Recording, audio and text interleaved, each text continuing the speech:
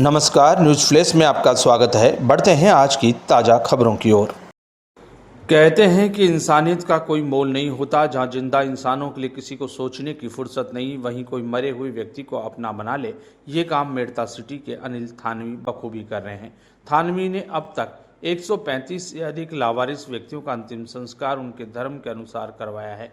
उन्होंने 5 मुस्लिम और 130 हिंदुओं के लावारिस शवों का धर्म के अनुसार अंतिम संस्कार करवाया। जिले में प्रत्येक थाने में थानवी के नंबर हैं।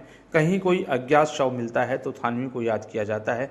वे वहां पहुंचकर धर्म के अनुसार एक रिश्तेदार की भांति अंतिम संस्कार करते हैं और अस्थियों को भी हरिद्वार ले जाकर गंगा जी में अपने पंडित के साथ बैठकर तर्पण करवाते हैं ताकि उस व्यक्ति का मोक्ष हो सके। थानवी पिछले 20 वर्षों से ये काम कर रहे हैं।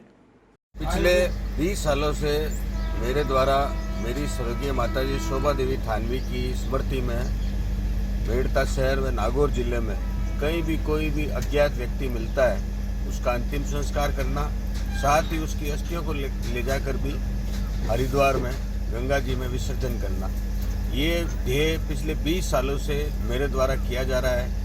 मुझे किसी सरकारी संस्था या किसी स्वयंसेवी संस्था की आवश्यकता नहीं है, चूँकि ये कार्य करने में आत्मिक संतुष्टि होती है।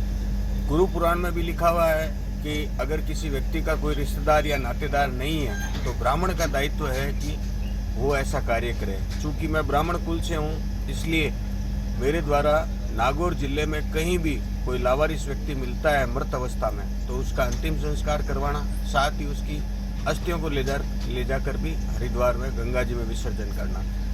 दूसरा, किसी भी जाति का हो, अगर मुस्लिम जाति का है तो मुस्लिम रीति रिवाज से उसका अंतिम संस्कार करना, हिंदू जाति का है तो हिंदू रीति रिवाज के हिसाब से उसका अंतिम संस्कार करना। मेरे द्वारा पिछले 20 वर्षों से ये कार्य किया जा रहा है। नागौर जिले में हर पुलिस थाने में मेरे नंबर दिए हुए हैं। कहीं भी कोई अज्ञात व्यक्ति की शिनाख्त नहीं होती है तो मुझे पुलिस थाने के माध्यम से फ़ोन आता है, मैं उस व्यक्ति का अंतिम संस्कार करता हूँ। शास्त्रों में, पुराणों में भी लिखा हुआ है ऐसे कार्य करने में पुनित शांति मिलती है। तो मैं मेरी स्वर्गीय माताजी शोभा देवी थानवी की स्मृति में ये कार्य निरंतर कर रहा हूँ और आगे भी करता रहूँगा।